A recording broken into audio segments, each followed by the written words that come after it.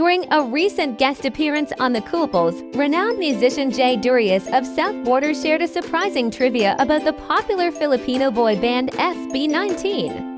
Jay Durius disclosed that SB19's viral hit song Mapa was actually recorded in his own home.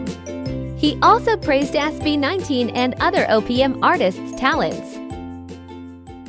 Ano ang tingin nyo sa OPM industry ngayon? Galing. Madaming magagaling. At happy ako dahil tunog mga kanuna nga eh. Di ba? Oo. Parang Age of AI na. No, but ang gagaling. Gustong-gusto ko yun. Lalo mga Ben and Ben, di ba? Yung, diba?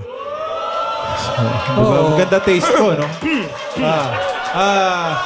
Gusto ko yung Four of Spades. Yan. Sino pa ba? In fairness, nagulat ako, pero hindi na rin ako nagulat. Yung SB19 ang galing. Oo. Yan. Kasama ako dun sa paggawa ng kanilang first mapa. Yan. Tsaka yung... Isa kayo sa sumulat ng mapa. Co-prod ako doon. Wow. Maganda yung... Sa bahay ni-record yung kantang yun. Tsaka yung what? Sa bahay nyo? Sa studio. Studio sa bahay.